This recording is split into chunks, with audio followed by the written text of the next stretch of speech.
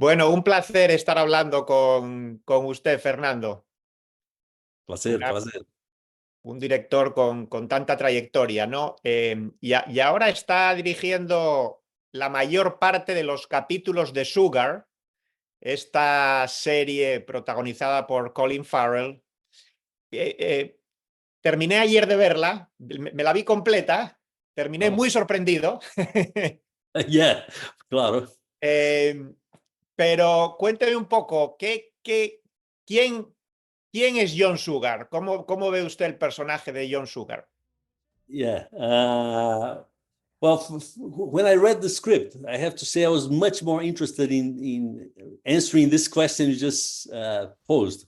I mean, who's John Sugar? I think this is more interesting than where is Olivia, you know? The show is really about understanding who this guy is, and then we reveal who he is, and then next season we'll see what he's going to do. But what intrigued me and what attracted me to the story was really the character.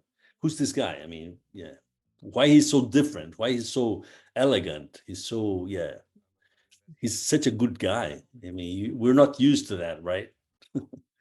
Especially in film noir. All the film noirs, all the characters are cynical, right? They don't give a shit to anything, they don't care. And Sugar is the opposite, and so I was intrigued. So obviously, because we haven't said before, but John Sugar es un detective privado, ¿no? Es un Sí. PI, un private investigator. Sí. Todo ocurre en LA, en Los Ángeles, que para mí es muy importante porque la ciudad es como parte fundamental de la historia, es como un personaje más, ¿verdad? And I used a lot of angles taken from those films noir that I've watched, you know. So the iconic Los Angeles there, but at the same time, I had a lot of homeless. In Los Angeles, there are 75,000 homeless people. Mm-hmm. And my apartment was in downtown, so I would walk, I mean, every day with lots of crazy people and homeless around me. And so in the series, we see sometimes those tents in the middle of the streets, but this wasn't the script. This was my experience that I took to the series. Also, it's very interesting how you place the camera, right? And how it's non-traditional at all. All the angles. What were you trying to encompass with that? Yeah, actually, I shot the series with 3 cameras. Mm-hmm. Usually what I was doing is with 2 cameras, I was really shooting the story, the dialogues, and trying to tell the story. And there was always a third camera that was held by my DP, Cesar Shaloni. And he was always looking for different angles and trying to find the angles that is used in film noir, like low angles or different perspectives. So for every scene, I have the usual stuff and a crazy point of view. And then in the cutting room, we balanced a bit of that. And I think it works because it has a freshness. I watched the series and it has a freshness in the way the story's told. Yeah, it definitely creates a very different visual style, I would say, right? It has its own character, the series. And also you introduce segments, pieces of old movies. Many of them, any like film connoisseur will recognize, right? Most of them, they are famous old movies. Yeah. Most of them for the Hollywood's golden age. Uh-huh. Why you guys wanted to include so much food? Because it's not a couple of times. It's regularly. It's part of the narrative. It is. I mean, this was not in the script, but yeah.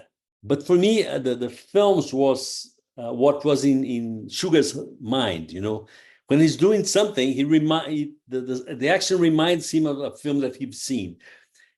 Sugar is a guy who learned about humankind, about the planet Earth, watching films, like an anthropologist that wants to study like a tribe in the Amazon, like in Brazil. He will get what they eat, how they live, and what they dress. And And Sugar was studying in his planet. He was this was for me, was studying our planet and using film as his main source to understand humans. So when he's in action in Los Angeles, he remembers the scenes that he's seen. So for me, what we see, the black and white, is inside his mind. I don't know if it works, but that was the idea. It wasn't in the script, but we added in the cutting room. Everybody liked it, so we kept it. And the series is 8 episodes, more or less 40 minutes per episode. And you directed, I understand, 5 out of the 8? Yeah, I was invited to direct the first one, then the first and the second, and little by little I got involved. So in How the end, does it work when one series like this have different directors? Is it difficult to kind of have a consistent style all through the show, or I'm always, because it's something that is been done in the last years with all the streaming platforms, and I remember, for example, in The Mandalorian, the Star Wars ones, right? Every episode is directed by someone different. So how first, what would each director bring to a project when you work with different directors in one show? And at the same time, if it is difficult to maintain, to not have one episode that looks completely different to the rest because it's been directed by someone else. Yeah, well, in the American system, what you have is that you have the director, you have the showrunner who created the show and sometimes writes the story, and then you have the director who directs the whole show. So I was the director of Sugar, and so even the episodes that I didn't direct, I get paid for it, because as the main director is the main director who decides the cast, the locations, everything, the cars and everything. So before I start shooting, I spend like 2.5 months working every day to put up the finds. All the production and wardrobe, costumes and all that. And then the director for the episodes, the director that comes, it's all everything is chosen. He will shoot his episode, but in the location already chosen. And of course, there's always 1 or 2 places that he needs to find, but the cast is already there, the locations, everything is set. So he comes to the project like 15 days before start shooting. It's a shorter period of time, and he needs to follow the direction. So yeah. Adam, I worked with Adam, which did a big, beautiful work. But he just came in, he directed his episodes, and he left. Makes sense. Who picked the blue Corvette? Well, yeah, we had a lot of different possibilities. We went a special car, and then we were showed this blue Corvette, and it was so beautiful that we decided, everybody, immediately we loved it, and we decided to bring it. And it's like a character in the film, right? Him and this Corvette, really, and the dog. It's interesting because sometimes you feel that he needs to be hidden, right? Or that he's escaping, or that he doesn't want to be seen, but he's driving this Corvette that if you see that Corvette in LA, you would say, oh, there he goes. Yeah. He should use a gray car, but it's so beautiful. You can't help not using it. Okay. Well, I think you said it at the beginning, but is the second season confirmed already? No, I have no idea. We're just releasing this one. Yeah, I think they wait. This is for all platforms. They wait to see how it performs, and then decide if it's going to move on. Yeah, I know.